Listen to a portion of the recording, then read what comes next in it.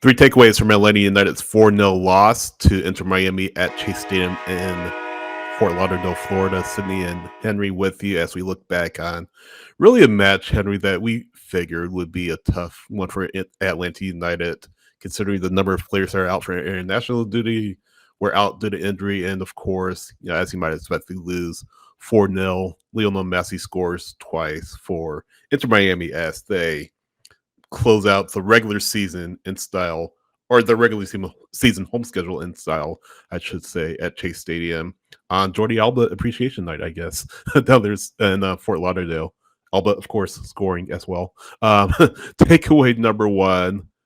Let's talk about Jayden Hibbert. Of course, he's been a big topic of conversation after pretty much these last few matches. And if you look at the goals, I feel like the one where he kind of gets stuck in two minds on Alba's chip is the only goal that you can kind of remotely put on him. I say, I saw the goals that Messi scored, really well taken strikes by Messi. Nothing that Hibbert could have done. But again, Henry, it goes back to what we said in the past that Jayden Hibbert has done all he can do. He's being let down by the players in front of him. The first goal, first or second goal, I forget which, but the first one of those goals by, I think it was Messi, but either way, Tristan Muyaba, a terrible giveaway, not too far from the box, leaves a chance the other way. Miami scores, but yeah, it's just symptomatic of what it's been like for Jayden Hibbert in goal. He plays his best, has several key saves, but in the end, even though it's 4-0, you can't really say he had a tough match this evening. It's got to be rough being Jayden Hibbert and playing some of these games, and it kind of feels like it's futile in a sense because you know that you're going to concede. You know that the defense isn't very good. You know that your team's not really favored, and you know you're going to have a lot of work to do. And so even though he comes in and he pulls all these amazing stops, he had a point blank save on Messi in the first half. He had several where he just, he stretched to deny Inter Miami. Inter Miami had 20 shots, by the way. So, and I don't have a number of on target shots on goal 10. Yeah. So, wow, this could have been much uglier than 4-0, and it would have been if it weren't for Jayden Hibbert. So yeah, looking back at the goals, first one, it's for me, it's entirely on Tristan Muyamba. Just completely failing to build out of the back, and it's something that we've seen from him repetitive in recent games where he has those moments, and that leads to unfortunately a goal. I think the Jordi Alba one's the one that comes next, is a little chip over the top, and it's hard. It's hard for a goalkeeper to kind of decide in that moment.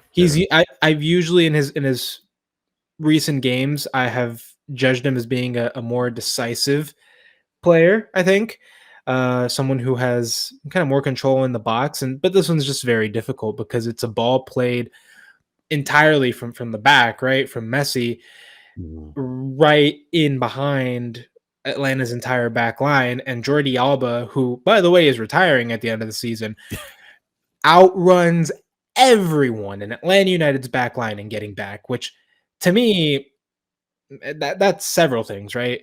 First of all, where's the urgency? Second of all, is basically a 36-year-old Alba. Does that sound about right? 36-year-old Jordi Alba is beating you in a foot race.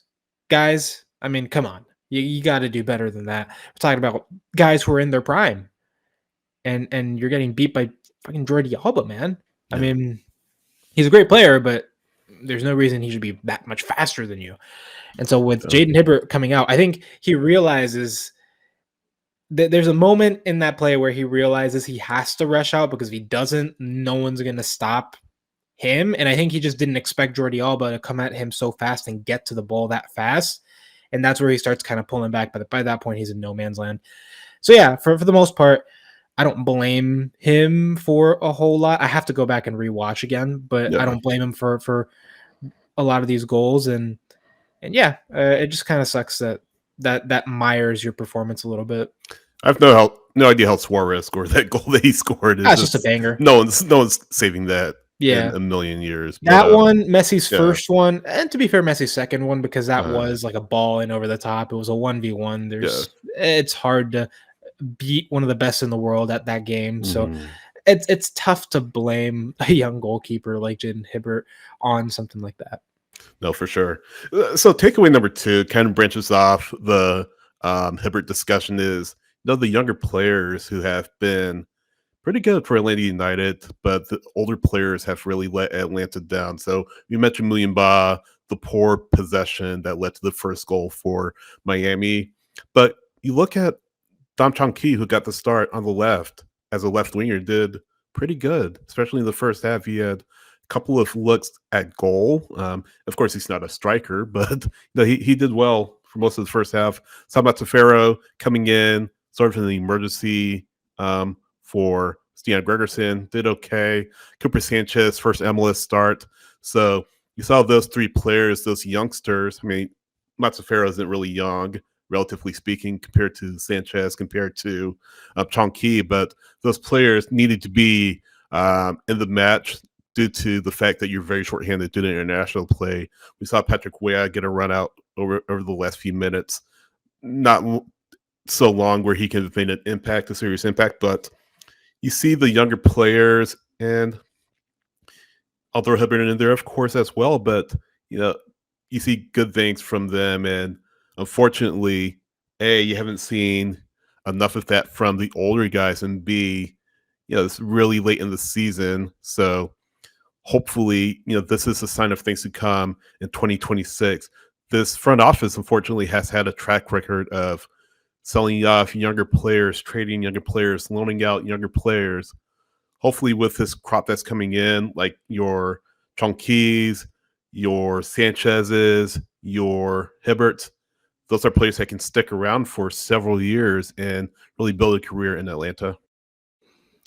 I think as far as some of these young players that played today, first of all, I'm glad that they got the opportunity. It's kind of what we've been asking Yeah, for a while. These games don't really matter at this point, and so it's good to get these guys that experience and see who you're counting on going into 2026. Um, to be fair, I do expect several of these guys to be traded once they show any signs of value. mm, Unfortunately, that's kind of the business that this is, and Atlanta is the kind of club that does that. So I don't expect them to change that methodology at all. Um, but yeah, as far as Cooper Sanchez, Dominik Chong Qui, I thought they were okay. I didn't think that there was anything too incredible about their play. yeah, Um, I will give them credit though because they were running the whole time, especially Cooper Sanchez. I was surprised to see that. Uh, I think he played almost the entire game and he was running the whole time. yeah, So it's good to see that he has those legs and not just that, but that he puts the effort. Because I feel like a lot of these veterans, there are times where they don't really give the hustle that they yeah, should be giving, right? In some moments of the game, maybe they're behind the play and they just kind of give up on it a little bit. They don't really put that pep in their step, and that's kind of where I'm going with this point. Is a lot of these veterans, I think, act a little bit more nonchalant, a little bit, uh, uh, comfortable. yeah, Mhm. comfortable, maybe a little bit more arrogance in their play, uh, and it's fine to be arrogant in soccer in some respects, but a team that is almost dead last in the league has nothing to be arrogant about. So yeah, I mean, we talked about Muyumba. I thought Alzate wasn't very good today. I thought, uh, yeah, I thought both of the guys up top were not good either. I thought Latela and Tiare, uh, they've been pretty disappointing, not just this game, but in other games also. Uh, I mean, I go back to this one play in this game where Jamal Tiare receives a perfect cross Yeah, from Leo Alfonso. yeah. And in Spanish, we call it se le reventó la cadena. His chain snapped like on a bike, and he just doesn't make any sort of contact. And like that's a tap in. Yeah, So like if you can't put those away, right? How can you expect to do much of anything in a game? So yeah, it's unfortunate, but the veterans who you usually count on for experience, they don't really seem to be uh, giving these young players a whole lot of like a very good example. Let's say, at Right. least not this season. In the past seasons where you had players like Ozzy Alonso or even your Dax McCarty's, those were players that you could really look up to and who genuinely, I think, in their time here, contributed in some ways. But this season, it's been a disaster in that respect, and yeah, it's just disappointing. No, for sure. Atlanta United with 10 shots total, 3 on target. As you mentioned earlier, Miami 20 shots total with 10 on target. Jayden Hibbert need to make 6 saves and goal, of course, allowing 4 goals. But as we mentioned earlier, kind of iffy on how many of those goals are on him. Takeaway number 3, I want to kind of pivot just a little bit. I know we were talking about another topic that we went ahead on to wrap up, but we have to talk about Stian Gregersen again. Another injury for Stian. How many times have we talked about Stian getting hurt in the game? Came together with a Miami player, and right offhand, you can see Muyenbach signaling for a sub. You can see Suarez signaling for a sub. I think he could sense that something had gone wrong. But Stian is a player who is on, Henry, as you know, a pretty significant contract, locked up until 2027, out of 2028. Over $900,000 that Atlanta United is paying him annually to be a center back for this team. Of course, you have Mihai. Of course, you have Vergara as well. So that's sort of the building blocks of your center back pairing. But you look at Stian making $920,000 this year, and again being locked in through 2027 with an option left for 2028. You're going to have some serious discussions about his long-term status with Atlanta United. Does it look like a buyout? Does it look like, maybe you could swing a trade for him for some assets? Maybe you can see if Saul wants to buy him, obviously at a loss considering his injury histories. But if you're Atlanta United, you're kind of back into the corner, right, when it comes to Stian, because if you bring him back, you're bringing back a player on a high budget charge and with plenty of injury history at such a critical position for Atlanta United. So that is something that we've talked about earlier in the year, that you're going to have some discussions about the Gregersen and his long-term status. I think tonight, this match, again, just accentuates that we need to, does Stian Gregersen need to be here for the remainder of his contract, or does Atlanta United look to move him out? I think that's a discussion that will be seriously had in the front office. Stian Gregersen's such a good defender when he can be on the field, and I think that is his biggest challenge, is actually staying on the field. Earlier this season, I think it was in March or April that he got injured, and then he was out. Yeah. I think originally they said he was going to be out for 3 weeks. He ended up being out for like 3 months. Yeah.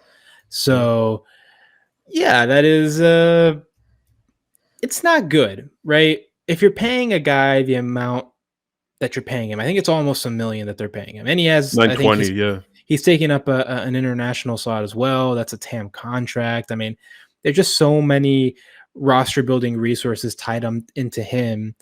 Who, by the way, he's 30 now, so he is exiting his prime years. Yeah. Having that many resources tied into him, and him not really playing a whole lot of games for you, as many as you would like for a starter at least, that's not good.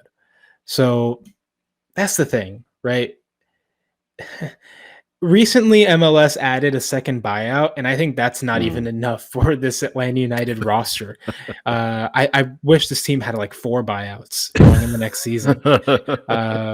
No, I'm being for real. This is this roster is a mess, man. And we thought, the house cleaning would happen sooner. Garth has been here. He's going on 3 years, and it's still kind of a mess. So yeah, I think. For me, the prime buyout candidate is Tristan Muyumba. He's number 1 on the list for me, just because at least with Gregersen, maybe if you have him on the bench, right? Mm-hmm. If you bring him off the bench, it's not ideal for the contract that he's on. Yeah. But if you limit his minutes and you bring him on kind of to maybe protect the result at the end, something like that, I could see the value in having a player like him because he is a good defender. I will say that. Sometimes, in these past few games, I've seen him. He is probably the best defender that we have. Mm-hmm. But yeah, just he might be number 2 on the list of potential players that could be bought out. Do you use a buyout on Alexei Miranchuk to try to get a DP slot open? That's an idea that we floated around a little bit. I wouldn't mind it. I don't think it's crazy to think that an organization with the resources that AMB has, would not be able to give that kind of a buyout. But as far as Gregersen's case, yeah, I think it's something that really needs to be considered, whether that contract is giving you what you're paying for him. Because think back, right? A year ago, well, over a year ago, the talk was about Giakoumakis, and why did he leave? Why was he not offered kind of the contract, or what we've heard of the reports? What we heard at that time was that he was looking for another contract or something like that, and then this Cruz Azul thing came along, and that developed a little bit more. So it's like, what's the thought process here? Where is kind of the opportunity cost of keeping a defender as good as he is, while also risking potentially losing him for a longer amount of time? Because what if you decide to keep him, right, going in the next season, and heaven forbid, right, in preseason he like tears his ACL or something, and he's out for the season, and you're tied up on that contract, right?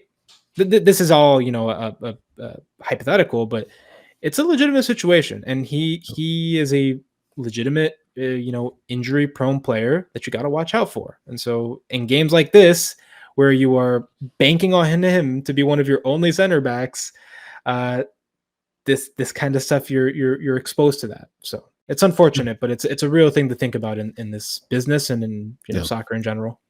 No, absolutely. So 4-0, the final score from Chase Stadium in Fort Lauderdale. Atlanta United fall to Inter Miami. 1 match to go, Henry. It is next Saturday against DC United. The wooden spoon still in play for Atlanta United. So maybe a trophy, quote unquote, that nobody wants still in play for the Five Stripes. Go to scarfsandspikes.com for the latest Atlanta United news, analysis, and opinion. There's a link to our store as well. Buy yourself some gear and help support Scarves and Spikes. Go to patreon.com as well. Patreon.com/Scarves and Spikes. Help supporters there.